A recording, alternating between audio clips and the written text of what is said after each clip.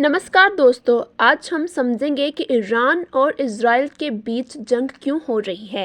ये लड़ाई केवल एक छोटी सी लड़ाई नहीं बल्कि दुनिया में सबसे खतरनाक संघर्षों में से एक है।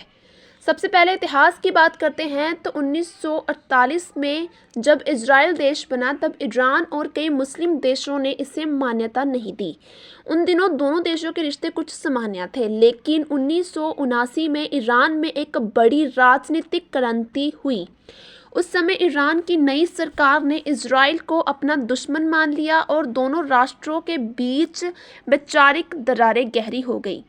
इसके बाद से ही दोनों देशों के बीच एक तरह का छुपा संघर्ष और टकराव चलता रहा। इज़राइल को लगता है कि ईरान परमाणु हथियार बना रहा है और अगर ऐसा हुआ तो उसका अस्तित्व खतरे में पड़ सकता है। इज़राइल कहता है कि वह किसी भी कीमत पर पड़ोसी देश के पास परमाणु हथियार नहीं होने देंगे। वहीं ईरान कहता है कि उसके परमाणु कार्यक्रम का उद्देश्य शांतिपूर्ण ऊर्जा और विज्ञान है, ना कि हथियार बनाना।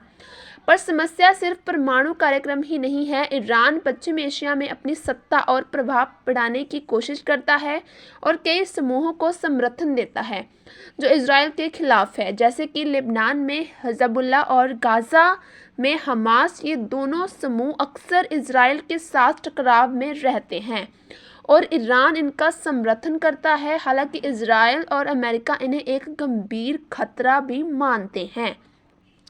फिर 2025-26 में तनाव और बढ़ गया। इजराइल और उसके सबसे बड़े समर्थक संयुक्त राज्य अमेरिका ने बड़े पैमाने पर हमले किए, जिसमें ईरान की सेना और परमाणु साइटें निशाना बनी। इन हमलों का उद्देश्य ईरान की सेना क्षमता को कमज़ोर करना और परमाणु कार्यक्रम को रोकना था। ईरान ने इन हमलों का गर्दन तुड़वाने जैसा जवाब दिया।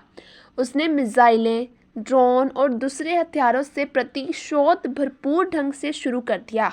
वह इजराइल के खिलाफ आक्रमण और प्रतिशोध कर रहा है। ये सब सीधा संघर्ष बन गया है। यहाँ दोनों देशों की सेनाएं आमने सामने हैं। इस विवाद की प्रमुख वजह यही है: धार्मिक और वैचारिक मतभेद, परमाणु कार्यक्रम और सुरक्षा की चिंता, क्षेत्रीय प्रभुत्व के लिए राजनीतिक टकराव, मिलिटेंट समूहों का समर्थन और प्रभाव।